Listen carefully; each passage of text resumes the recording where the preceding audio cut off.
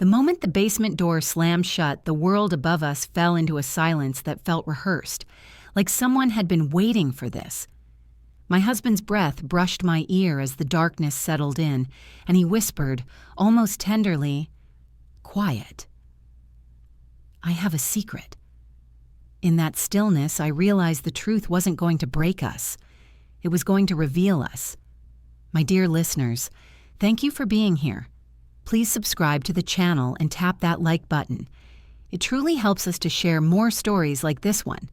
I always find it beautiful to see where you're listening from, so drop your city or country in the comments below, and let's see how far this story can travel across the world.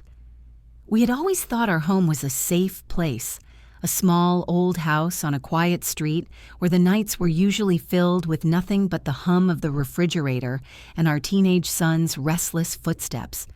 My husband, Mark, had been distant lately, not cold but weighted, as if carrying thoughts too heavy to speak, and our son, Liam, once gentle, had grown withdrawn in ways I couldn't name. On the evening it all began, the house felt unusually still, as though it had been waiting for someone to make the first move. The first thing I noticed wasn't the darkness. It was the rhythm of footsteps. Slow, measured, almost thoughtful, drifting down from the floor above us. The kind of pacing someone does when they're trying to work up the courage to say something hard. The basement air felt cooler than usual, as if the house itself was holding its breath. Mark stood beside me, his shadow long against the wall, listening. And up there, our son kept walking, back and forth, as though every step was counting down to something he already knew he couldn't take back. I called his name once, soft, careful, expecting the usual irritated "what" that most 17-year-olds give their parents, but nothing came back, not even the rustle of hesitation, just his footsteps and the silence that followed after each turn. The basement light hummed faintly above us, flickering the way old bulbs do in rooms that haven't been tended to in years. Dust floated in the beam, rising with each of Mark's breaths. He didn't look afraid, not exactly, more like someone trying very hard not to show what he was really feeling. "Maybe he didn't hear me," I whispered, though the words didn't sound convinced. Mark stepped toward the stairs, tilting his head. Another long, deliberate stride from above, then another, and then a pause so heavy I could hear my own heartbeat pressing into my throat. Something was wrong. Not loud wrong, not frantic wrong, but quiet wrong. The kind of wrong you only realize after it's already settled into the walls. I reached for the railing to steady myself, feeling the cool metal against my palm. Mark brushed past me, his fingers grazing mine, and I felt him take a breath that didn't calm him the way he hoped it would. He put his hand on the basement door handle, lightly, like he was touching something fragile. He gave it a soft twist. Nothing. It didn't budge. He pressed a little harder. Still, nothing. The click inside the lock had a strange finality to it, like a decision had already been made long before we reached this moment. "Locked?" I whispered, though my voice cracked right through the word. Mark didn't answer at first. He just stepped back, the calm on his face almost too practiced, like he'd been expecting this, like this wasn't a surprise. I lowered myself onto the bottom stair, staring up at the strips of light around the door frame. Thin, uneven lines, the kind you only get when a door has been closed slowly, carefully, by someone paying attention. "Liam?" I tried again. The footsteps stopped. Completely. Silence poured down the stairs in one long, unbroken sheet. It felt intentional, shaped, almost. In a way, silence shouldn't be. Mark crouched near the floorboards, running his thumb along the wood. There, barely visible unless the light hit just right. Scratches, thin, hesitant lines carved into the wood near the base of the door. Scratches that didn't belong in a place no one ever touched. "Do you see this?" he murmured. I nodded, swallowing hard. The scratches looked practiced, like someone had been closing the door again and again, adjusting pressure, making sure it didn't squeak, didn't slam, didn't warn us. A soft thud sounded above us. Not loud, nothing ever was with Liam, but it made my whole body tense. It wasn't the kind of noise that came from dropping something. It was the kind of noise that came from someone sitting down, or leaning against a wall, or lowering themselves to the ground on the other side of a door they weren't sure they wanted to open again. Mark rose slowly, his eyes on the ceiling as though he could see through it. The calm on his face faltered for a moment, just a flicker, and I caught the truth he was trying to hide. This wasn't new to him, this fear, this stillness. He had noticed something before tonight, something he hadn't told me. Liam's footsteps didn't return, but the house felt heavier now, as though his presence was pressed against the floorboards above us, listening to us breathe. I felt a pinch in my chest, the kind you get when you suddenly understand that someone you love has crossed a line you didn't know existed, a line you can't step back from. "Why would he lock us in?" I whispered. Mark's answer came slowly, shaped like a confession he didn't want to make. "I don't think he meant to hurt us." I stared at the faint scratches by the door, the ones someone had made carefully, patiently. "Then why does it feel," I said, my voice low, "like he practiced this?" Upstairs, the floor creaked again, just once. A single, soft sound that felt like a breath caught in the middle of a sentence. I leaned my head against the cool basement wall and closed my eyes, listening to the quiet of a house that suddenly felt unfamiliar. A house where my son's footsteps meant something different now, something heavier. Mark reached for my hand, his fingers warm against my cold ones. "We'll talk to him," he whispered, "when he's ready." But the stillness above us didn't feel like waiting. It felt like a warning. And for the first time in years, I wondered what was happening inside my son's mind, and how far he'd already gone. The dim basement light flickered once, then settled into a low, soft glow, the kind of glow that makes everything look older than it really is. Mark stood a few feet away from me, his shoulders rigid, his eyes fixed on nothing. When he finally spoke, it wasn't the words that worried me. It was the steadiness of his voice. "Don't panic," he said, like the words were part of some script he'd already rehearsed. Even in the half-light, I could see his jaw tighten, just slightly, as though bracing for a truth he had hoped wouldn't arrive quite this soon. The basement always smelled faintly of old paint and cement, a forgotten kind of quiet. Tonight, it felt like a room that had been waiting for us. The light above buzzed softly, casting our shadows long across the steps. I lowered myself onto the middle stair, feeling the cool concrete press through the fabric of my jeans. Mark didn't sit at first. He kept glancing toward the ceiling, his eyes twitching just enough for me to notice, as if he expected the house to speak before he did, as if something upstairs had the right to interrupt him. "You're shaking," he murmured after a moment. "I'm trying not to," I whispered back. He finally moved toward me, lowering himself slowly onto the step beside mine. The air shifted with him, stirring up a soft cloud of dust that drifted lazily into the strip of light leaking from under the basement door. Tiny particles floated upward, unhurried, like they had all the time in the world.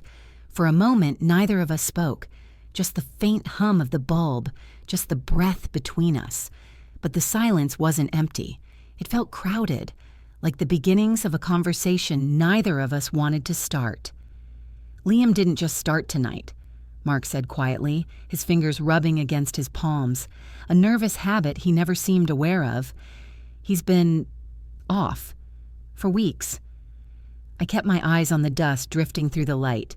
It was easier than looking at him. "What do you mean?" I asked. He hesitated. It was the kind of hesitation that comes from sorting through memories you wish you didn't have to revisit. He opened his mouth, then closed it, his gaze lifting again to the ceiling. "Listening. For what?" I couldn't guess. "He's been avoiding me." Mark finally said, and not in the usual teenage way. A small thump sounded overhead, maybe a chair being moved, maybe just the house settling. But Mark flinched. Not visibly, not dramatically. Just a tiny shift in his shoulders, a contraction of muscle. He started pacing at night, Mark continued, talking under his breath, jumping at shadows. I swallowed hard. I had noticed pieces of this, but hearing it all at once made it feel heavier. He came to me 2 weeks ago, Mark added, his voice barely audible, said he felt like he wasn't alone, that someone was watching him. He stopped again, mid-thought, mid-breath, his attention snapping back to the ceiling as if waiting for footsteps that never came. I turned toward him, feeling my chest tighten. "Why didn't you tell me?" The words were soft, not accusing, but they trembled more than I wanted them to. Mark's eyes drifted down to the floor, tracing the grain of the wood as though it could answer for him. "Because I wasn't sure if he was scared," he said, "or if he knew something I didn't." His voice had changed, lower, shaped by a sadness I didn't expect. "He kept asking me if I heard things," Mark went on. "Footsteps when the house was empty, breathing in the hallway when he tried to sleep." Another pause, another glance toward the ceiling. I realized then, with a cold ache settling deep in my ribs, that Mark wasn't just recalling memories, he was comparing them, checking the rhythm of tonight's silences against the ones he'd been hearing in his own head. "You've been waiting for this," I murmured. Mark didn't deny it. He just breathed out slowly, his shoulders dipping the smallest amount. "I hoped I was wrong," he whispered. "I really hoped I was wrong." The faint light reflecting from under the door shifted slightly, as though someone had walked past it upstairs. Mark froze. Every part of him went still, like a string pulled tight. He wasn't surprised, not even a little, and that terrified me more than the locked door ever could. We sat there in the half-darkness, breaths shallow, eyes fixed on the thin band of light beneath the door. Dust still drifted through it, catching the glow like tiny ghosts rising off the floor. Mark rested his elbows on his knees, staring straight ahead.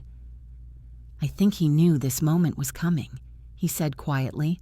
The words settled between us, heavy, irrevocable. Upstairs the house creaked again, a familiar sound but different now, shaped by the weight of everything left unsaid. I folded my hands together, feeling the cold of the basement seep into my skin. If Mark wasn't surprised, then whatever was happening to our son had begun long before tonight, and I wasn't sure we were ready for what came next. The basement air felt suspended, as if the whole house had paused mid-breath, and in that stillness, my mind drifted backward. Back to the nights when Liam's bedroom light stayed on until dawn, slanting under his door in a thin, restless line. I remembered the soft click of his lock each evening, a sound I once shrugged off as teenage privacy. Funny how ordinary things only show their weight when you hear them again in silence. Now, with a locked door above us and footsteps fading somewhere overhead, every memory felt like it had been waiting to be examined. And I wasn't sure I liked what I would find. I sat on the basement step, running my fingers along the edge of the stair, feeling the cool grit of old cement. The dim light flickered once, then quieted. Mark stayed beside me, but his presence felt distant, like he was holding something close, something too delicate to share all at once. My thoughts kept circling those past few weeks, little things, moments I brushed aside because life has a way of convincing you that small changes don't matter. Liam had stopped eating breakfast with us, stopped lingering in the hallway before school, stopped letting me hug him goodnight unless the lights were on, and every time he passed me in the house, he flinched, just slightly, like he was anticipating a touch that never came. I told myself he was overwhelmed with school, with growing up, with whatever storms teenagers weather in silence. This house had always been gentle with him, or so I believed. Mark's breathing deepened, steady but unsettled. Dust swirled upward in the thin line of light beneath the basement door, moving with the sort of quiet rhythm a person only notices when their world has gone still.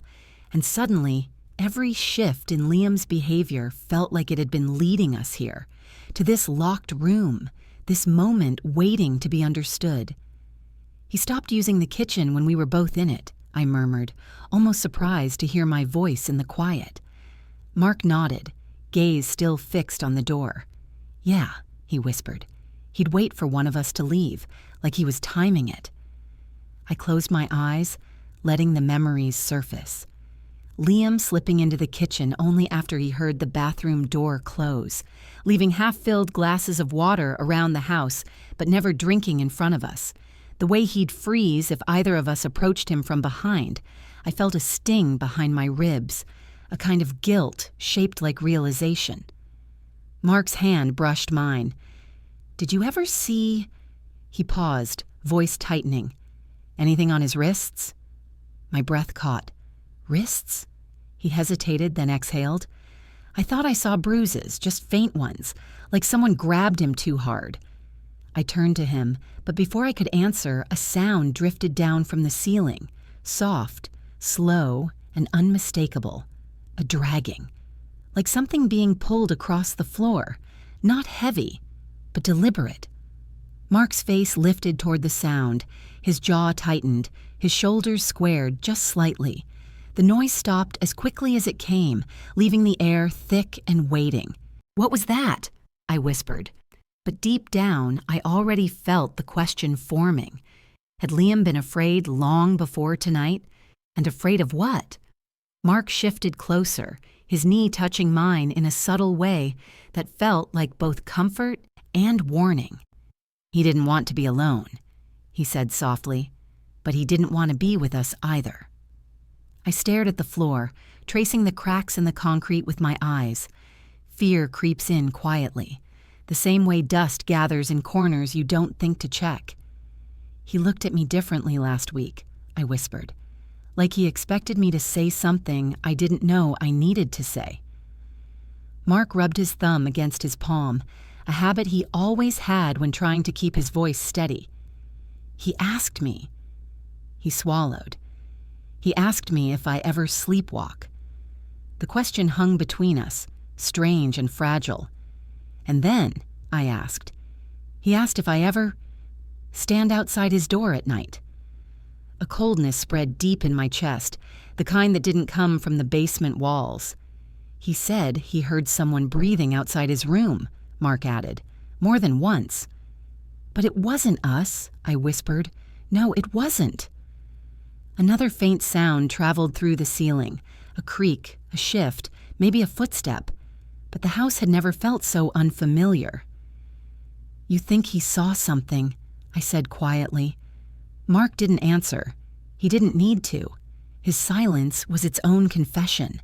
The dust in the narrow shaft of light kept drifting upward, lazy and unconcerned, as though nothing in the house had changed. But everything had. I wrapped my arms around myself, feeling the weight of a month's worth of moments suddenly lined up in perfect, terrible order. Liam locking doors, avoiding rooms, bruises, whispers in the hall, and now, dragging sounds overhead.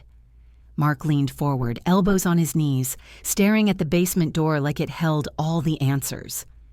"What if he's not afraid of us?" I said softly. "What if he's afraid of something we haven't even seen?" The house gave a small creak in response, almost like it agreed. The basement had always been a place of forgotten things. Winter coats we no longer wore, boxes we never unpacked, memories we didn't want to confront. But that night, under the dim bulb that hummed like an old refrigerator, Mark moved toward the storage shelf with a certainty that chilled me. His steps were quiet, deliberate, not searching, retrieving. When he reached the lower shelf, he didn't hesitate. He slipped his hand behind a stack of paint cans and pulled out a small, folded kitchen towel. Its edges yellowed, its fabric stiff with time. I didn't need to ask. He had hidden it, and he'd done it long before tonight. He knelt on the cold concrete as though this was something he'd rehearsed in his mind over and over, something he hoped he'd never have to reveal. The basement light caught the dust in the air, making it shimmer in that slow, aimless way dust moves when a room has gone still. I sat on the edge of the bottom stair, hands clasped, breathing through a throat that felt too tight. Mark laid the towel across his knee and unfolded it with careful fingers. Fingers that trembled just enough for me to notice. Inside was a small, battered notebook, the kind kids buy at the start of the school year, but this one was worn. Soft around the edges, like it had been held too often, opened too many times in secret. "Where did you get that?" I whispered. He didn't answer right away. His eyes stayed on the notebook like he wasn't sure it would stay still if he looked away.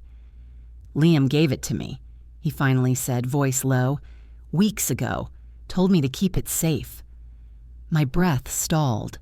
All the strange moments, the closed doors, the flinches. And now this. The notebook felt like the missing thread pulling every memory into place. A place I wasn't sure I wanted to see clearly. Mark opened the cover slowly, as though afraid the pages would crumble beneath his touch. Liam's handwriting filled the first page. Uneven, rushed, letters pressed too deeply into the paper. There were scattered notes, half-sentences, circles around certain dates, arrows connecting thoughts that didn't quite form a full picture. One page was filled with a rough drawing of our house. The front door, the windows, the hallways. But he had marked things on it. Little symbols, lines pointing to corners I never paid attention to. I moved closer, kneeling beside Mark so I could see clearly. Page after page showed more drawings. The basement, the living room, even Liam's own bedroom. He was mapping the house, I murmured. Mark nodded, or trying to. Some pages had timestamps written along the edges. 1:22 a.m., 3:09 a.m. Tonight's date circled in heavy strokes, as if his hand shook while making the line. "What was he recording?" I whispered. Mark flipped another page, then another.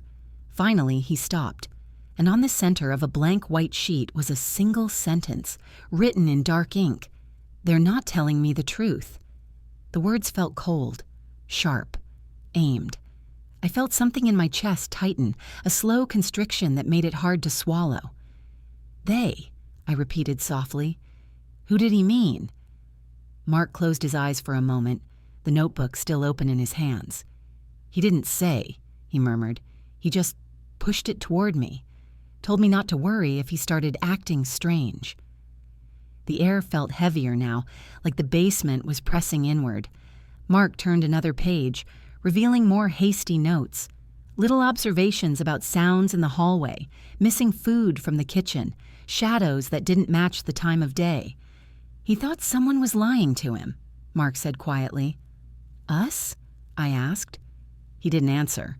Not with words, but the silence. The silence told me he'd wondered the same thing.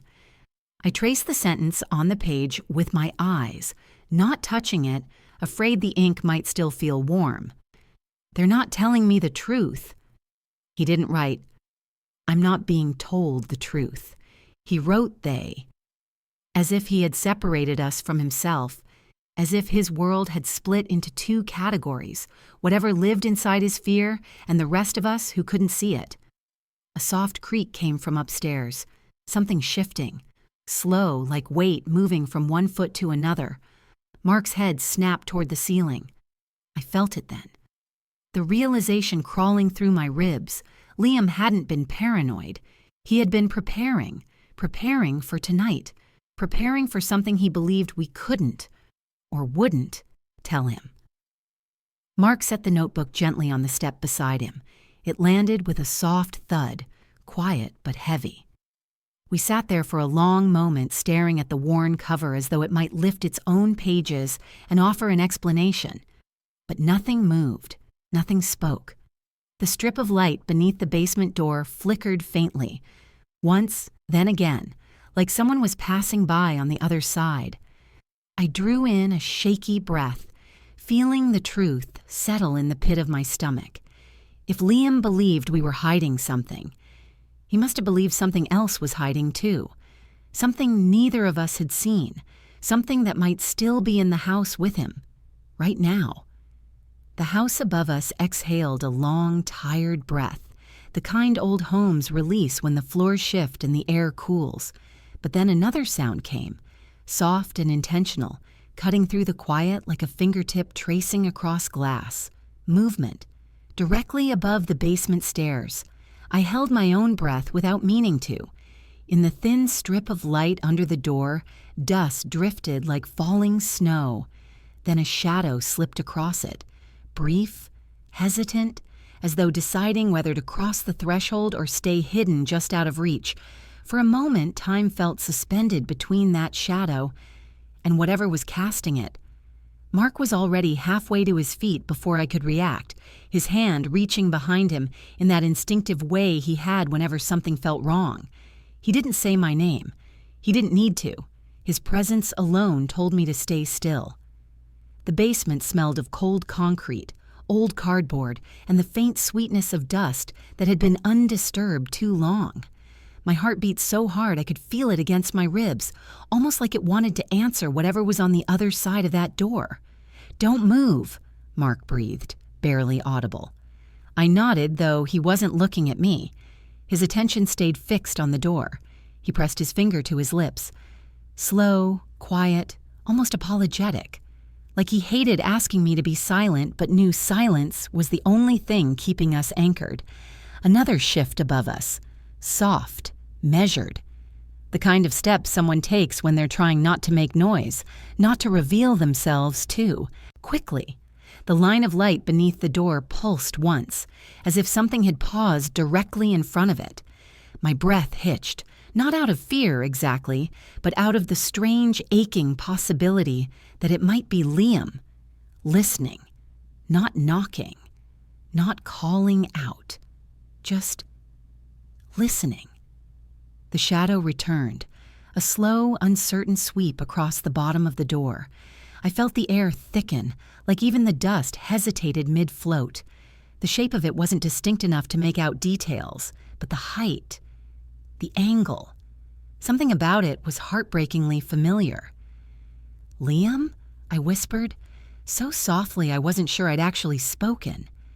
Mark's hand shot back, not touching me, but close enough that I felt the warning in his silence.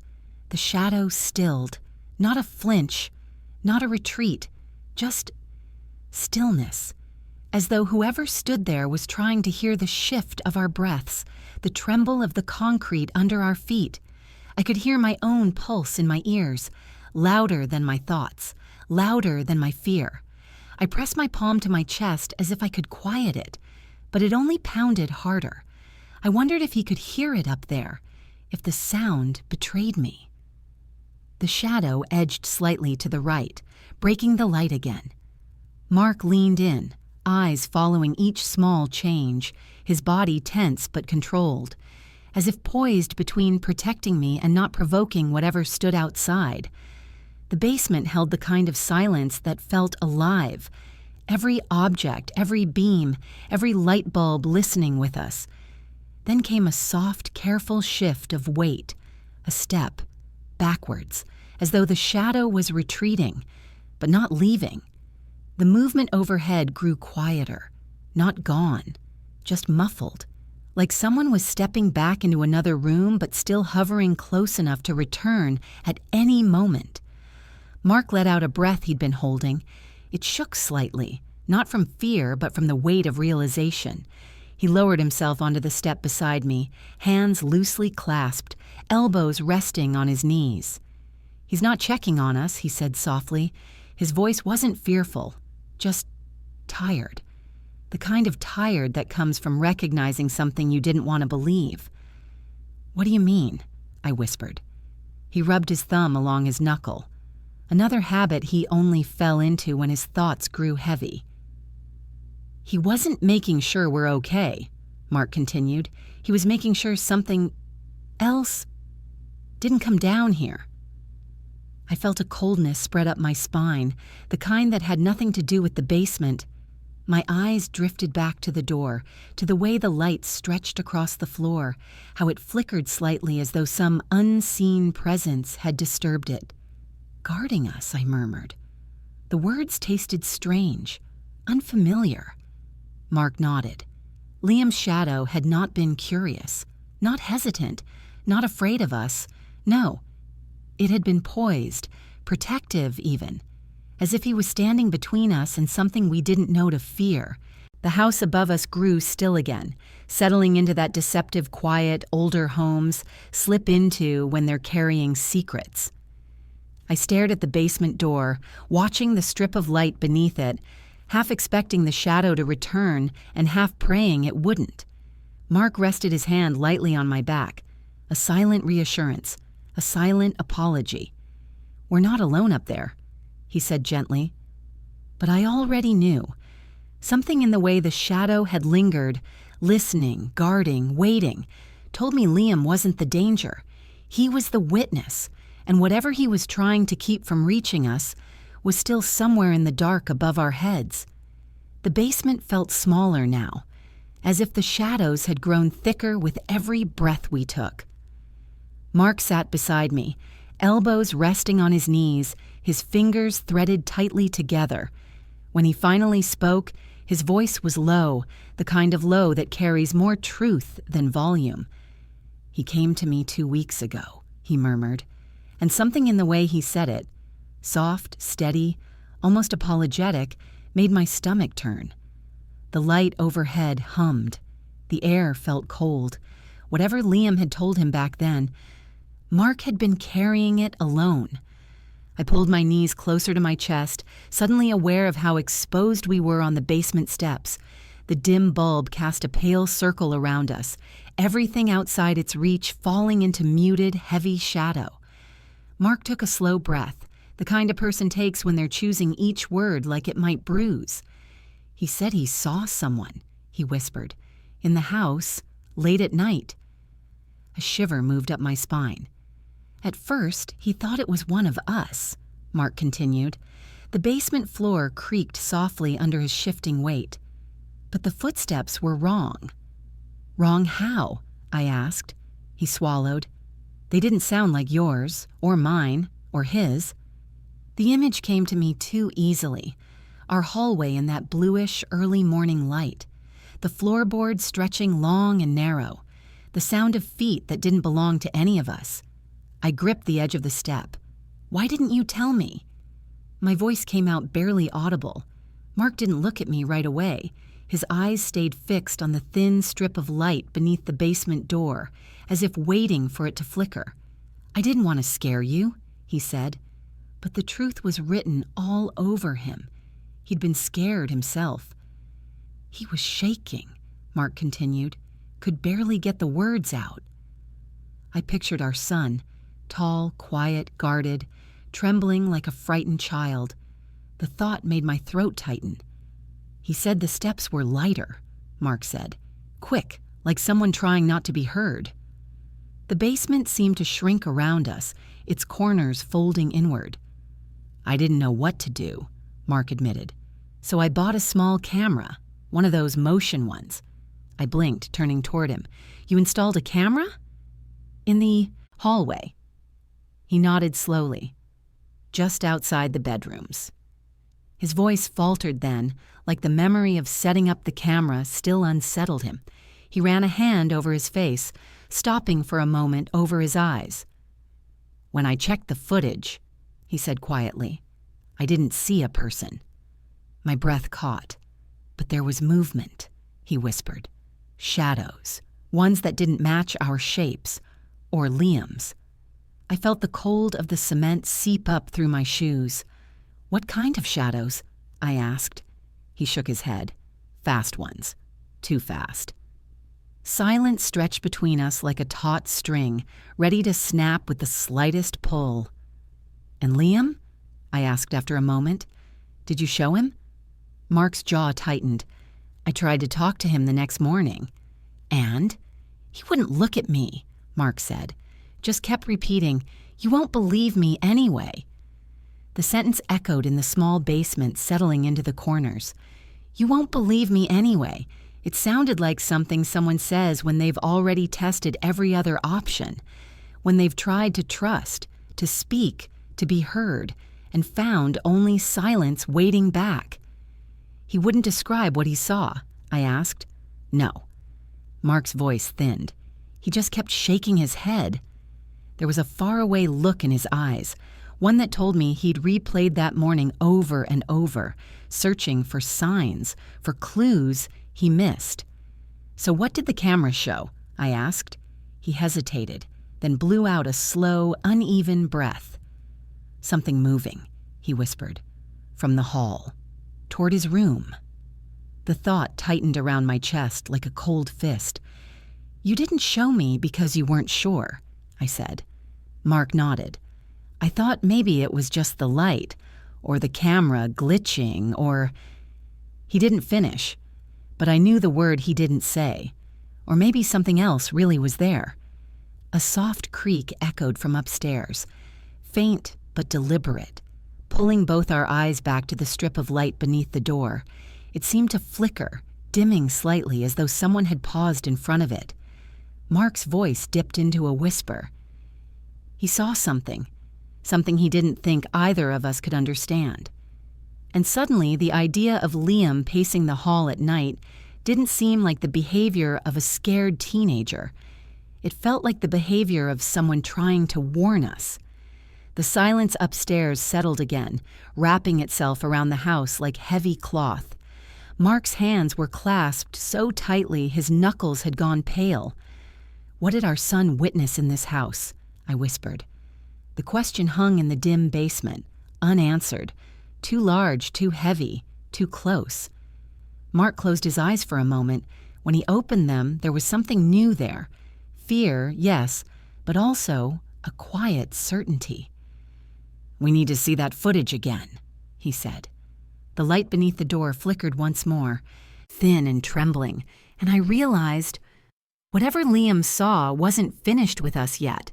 The basement wall looked the same as it always had, a plain stretch of concrete painted in a dull off-white, its surface marked with years of quiet living.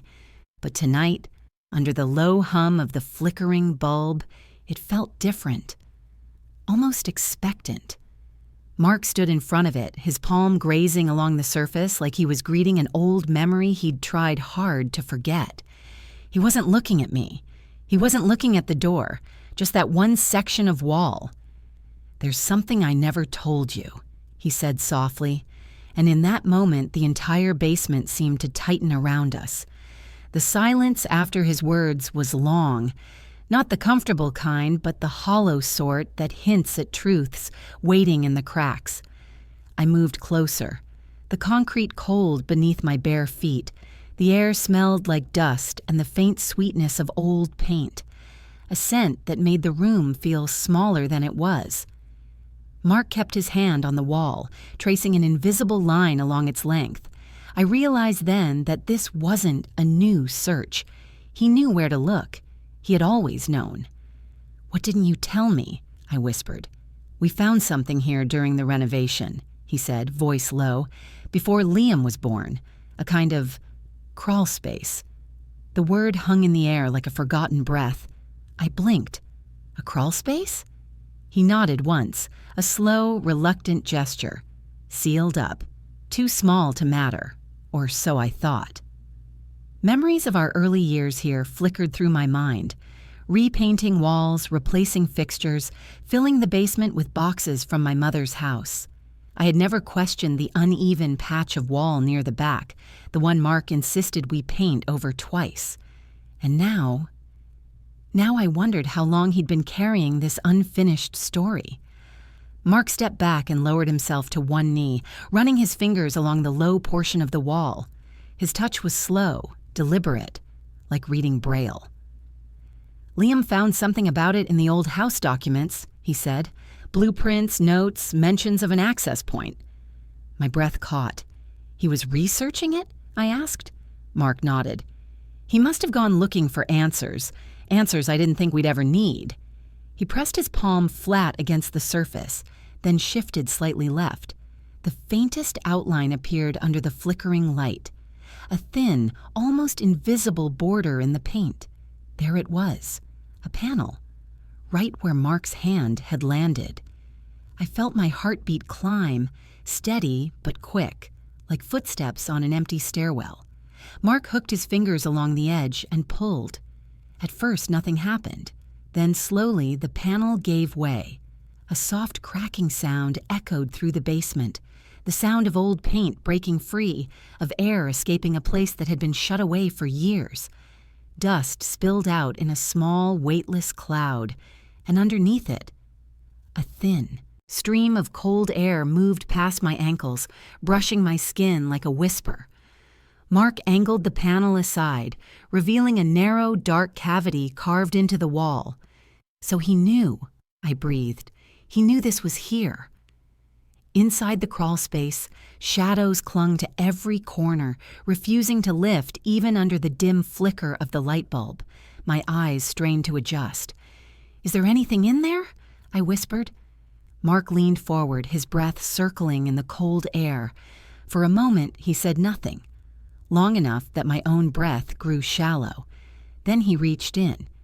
His hand brushed something soft. The texture made him pause. Very gently, he pulled out a bundle wrapped in cloth.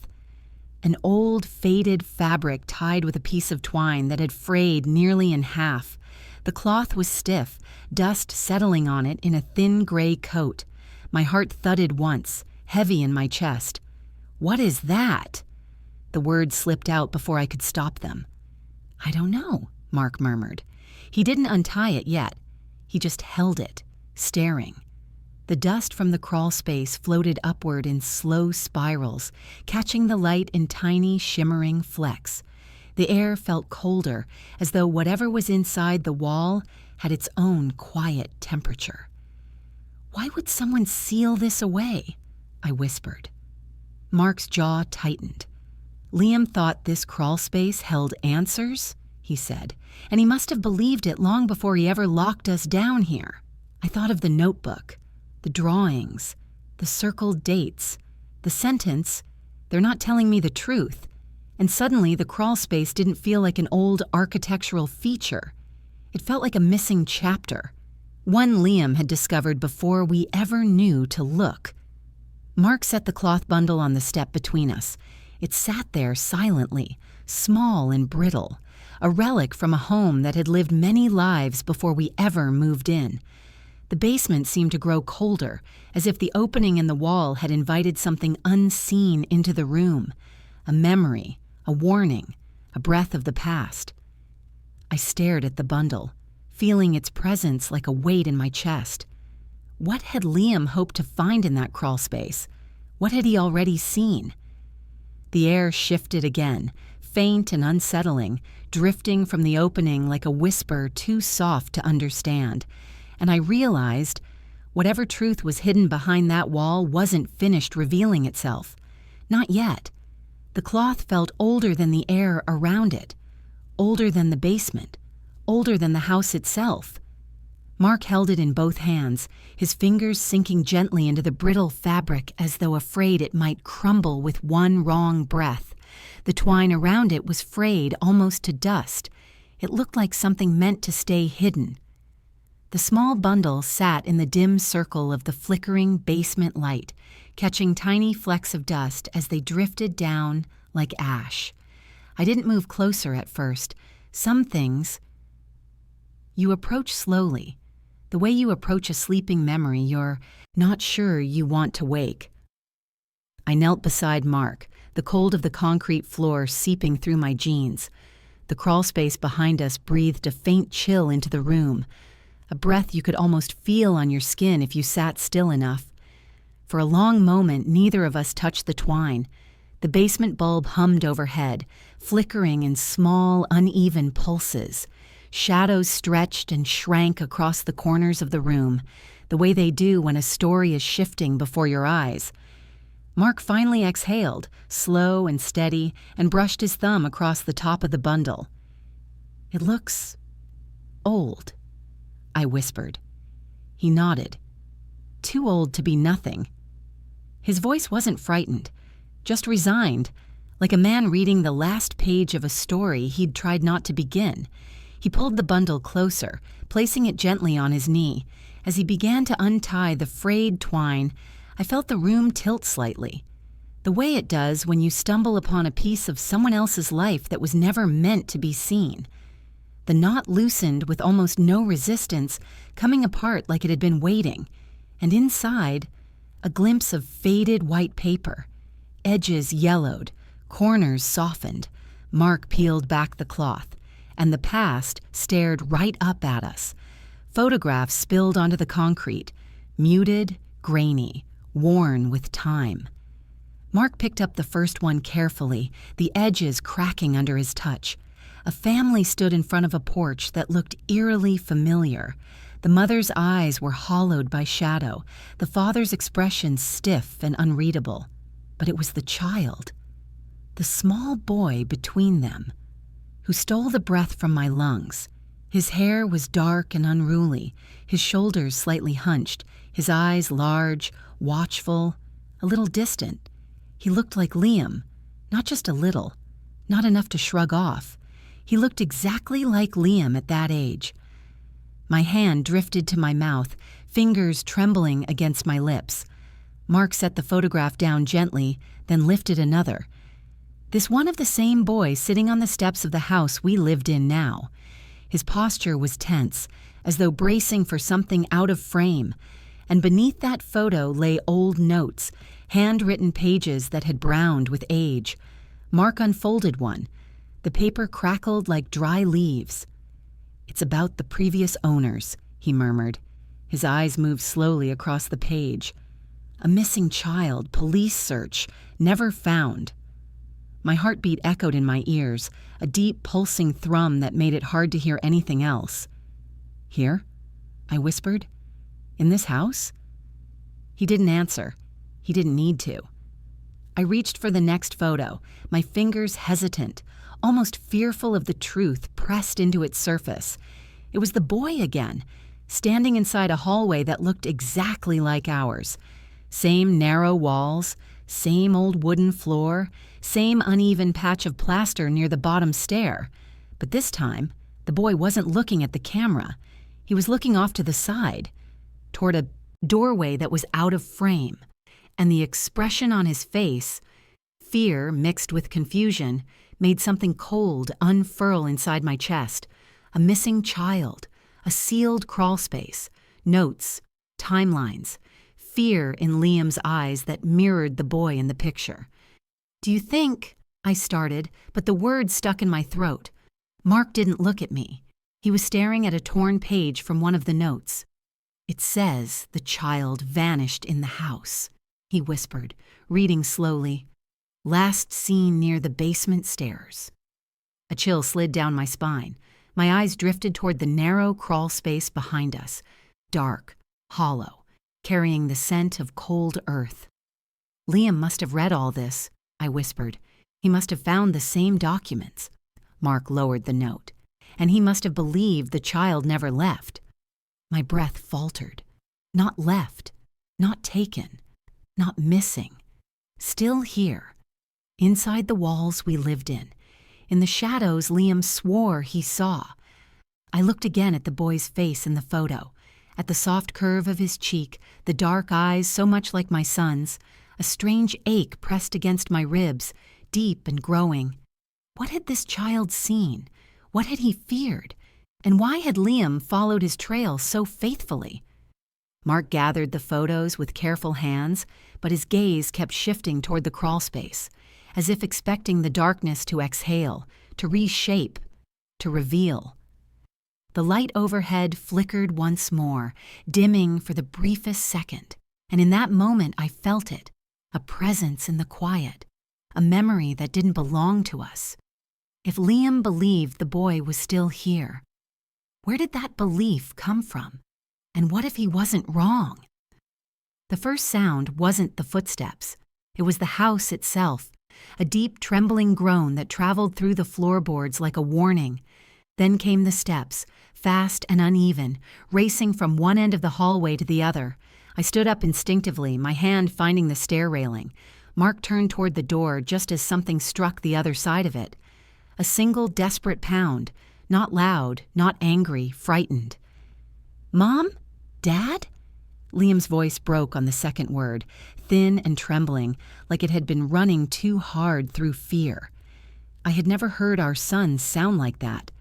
Breathless, almost hollow, like the fear had pulled the air from his chest before he could speak. Mark rushed to the door so quickly the steps beneath us shuddered. I followed, my hand barely brushing the cold concrete wall as I steadied myself.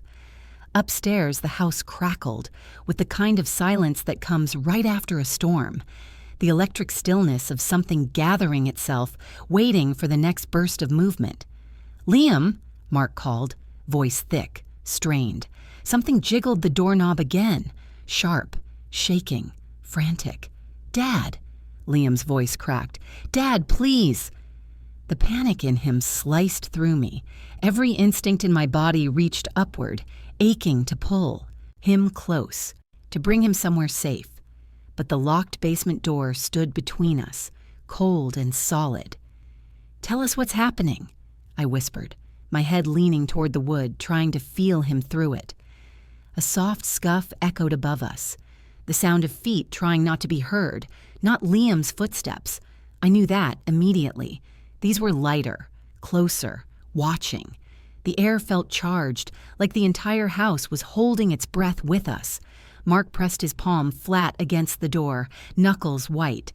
"Liam, open the door, right now." But the knob didn't turn.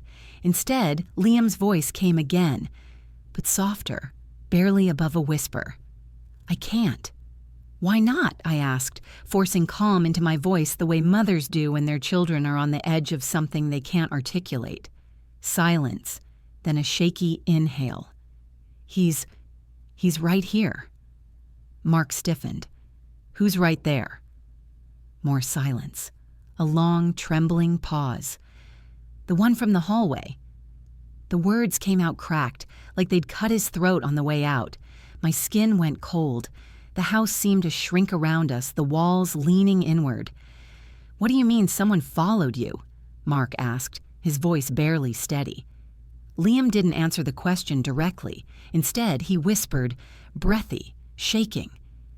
"He won't stop staring." Mark's hand slipped slightly on the doorknob. He steadied himself and tried again. "Open the door, son." Another jolt of the knob, a low, hollow thump, like someone else brushing against the wood from the other side. My heartbeat pounded so loudly I could feel it in my ears. "Mom!" Liam's voice broke again. "I'm scared." And before I could answer, another sound drifted down, something like a soft exhale, not Liam's, something heavier, nearer, listening. Mark leaned his forehead against the door, eyes squeezed shut. "Liam, back away from the door, right now." There was a faint shuffle. Liam moving, retreating, steps uneven with fear. Then a small gasp, sharp and terrified. "He followed me," Liam whispered. "I ran, but he ran too." A cold tremor moved through my body. I pressed my hand against the door, palm flat, hoping somehow he'd feel it. "What does he look like?" I asked softly. Silence. Then a quiet, trembling answer. "I don't know." Mark's eyes snapped open. "He stays behind me," Liam whispered. "Every time I turn, he moves." Something thudded softly on the other side. A shift of weight, a presence changing position. It wasn't violent, just deliberate, observing. Mark's breath grew shallow. "Liam," he said softly, "you're not alone up there. We're right here." Another soft creak from the hallway, like someone taking a slow step on an old board. Liam's breathing grew more ragged. "He keeps looking at the basement door," Liam whispered. "He won't look away." The words sliced through the dark, landing heavy in the center of the room. I felt myself go still. Every breath, every thought frozen. Whoever, whatever, stood behind my son wasn't curious about him. He was watching us. The light under the door flickered once. A thin, pale tremor on the concrete floor. Liam's voice shivered through the wood. "Mom! Dad, and please hurry." The floor above creaked again, slow, patient, almost thoughtful. Mark stepped back, eyes scanning the door frame as though looking for a weakness, a way out. I watched the thin line of light, waiting for the shadow to pass across it again. But it didn't. The house settled into a heavy stillness, one that felt less like quiet and more like watching. Something else was in the house with our son, something that moved like memory, something that breathed like presence. And in that moment, I realized whatever had followed Liam had finally found us, too. The lock clicked like a bone settling back into place, soft, hesitant, trembling. For a moment, the door didn't move, just a thin line of darkness holding its breath between us and whatever waited above. Then, slowly, painfully, the basement door groaned open. Liam stood there, pale and shaking, his shoulders drawn inward like he was trying to disappear into himself. His hand clutched something tight, small, black, familiar. Mark's hidden hallway camera. When Liam lifted it slightly, as if offering proof he didn't want to believe, I felt the air leave my chest in one slow, aching pull. Liam didn't speak at first. He just stared at us, wide-eyed, trembling, as though he'd been holding back tears for hours and had finally come undone. His hair clung to his forehead, damp with sweat. His breath came in thin little flickers, like he couldn't take a full one without shaking apart. Mark reached for him, but Liam stepped closer on his own, moving like someone whose body had finally outrun its fear.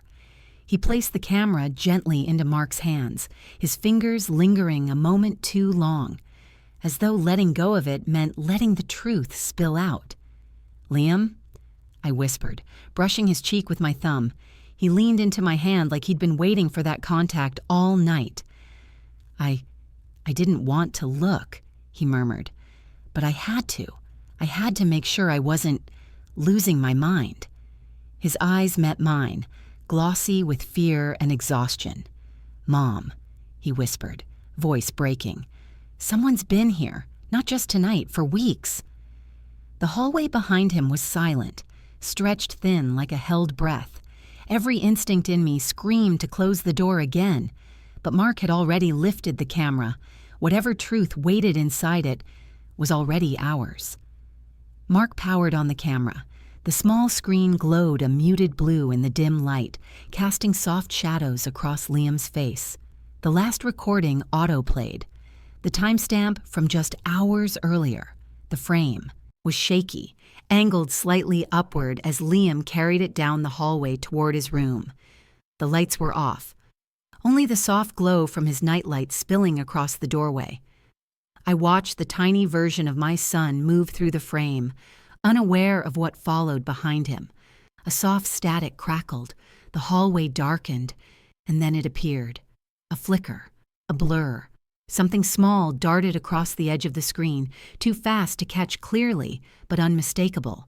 Not walking, not crawling. Something in between. Something moving on limbs that didn't belong to anything I recognized. Liam flinched beside me, burying his face briefly into my shoulder before looking again, as if he needed to watch even though it hurt.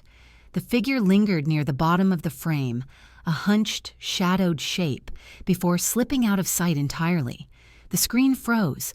I felt my heartbeat thudding against my ribs, slow and painful. "That's what was behind me," Liam whispered. I heard it. I felt it. I knew something was there. His hands were shaking again. So were mine. It wasn't imagination. It wasn't fear twisting shadows into shapes. Something small, fast, and wrong had been following our son.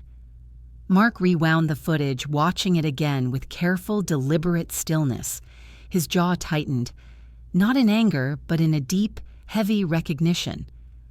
"I've seen that movement before," he murmured. I looked at him sharply. "Where?" He swallowed. "In the old footage, the archived files from the previous owners." He met my eyes. "The way the missing child moved." A chill crawled through me, settling beneath my skin. "The child?" I whispered. Liam jerked his head up, eyes wide. "What child?" My voice felt thin, as if speaking it out loud would make the truth too real. "The boy who lived here before us," I said softly. "The one who vanished." Liam shook his head. "Vanished? Or stayed?" I froze. He pointed at the screen, at the blurred shape, the unnatural way its limbs shifted, the frantic speed of it. "That's not a grown person," he whispered. "That's small, quick like someone my age." He hugged his arms around himself, the tremor in his shoulders returning. Mark stepped closer, placing a steadying hand on Liam's back. "Son," he said gently, "whatever you saw, we're going to figure it out." But even Mark's voice carried a tremble he couldn't hide. The thought settled like dust in the air between us. If the missing child never left this house, then what exactly had been following Liam all this time?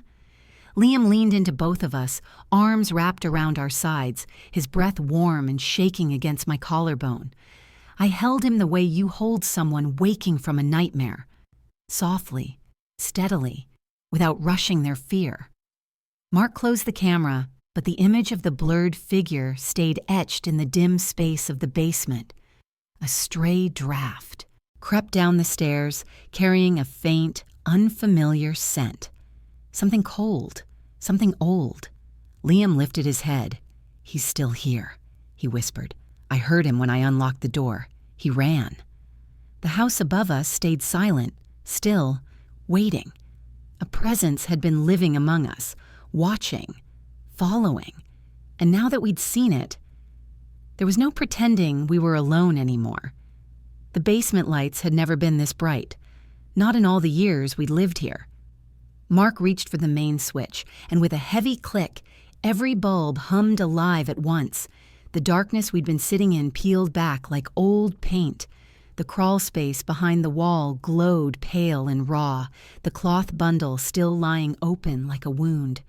And beyond it, a narrow tunnel, barely big enough for a child to crawl through, stretched into a darkness so thick it seemed to breathe. A cold draft rolled out, brushing against my skin. It didn't feel like air. It felt like memory, like something waking up. Liam stood between us, his fingers threaded tightly through mine, knuckles white, skin cold with fear. He stared into the tunnel without blinking, as if afraid that looking away would invite whatever waited there to step closer.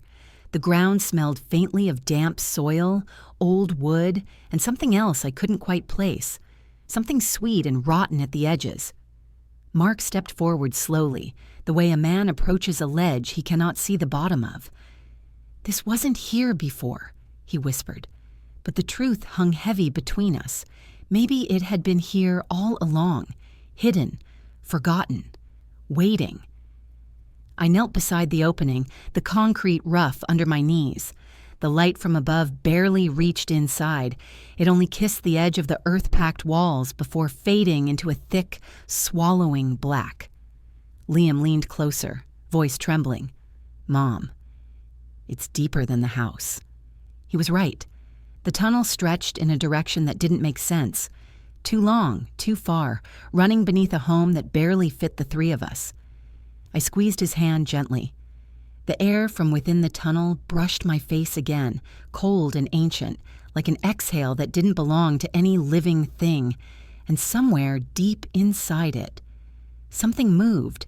The shift was small, a soft scrape, like fingers dragging lightly across packed earth. Quiet but unmistakable. Liam flinched hard, pressing into my side.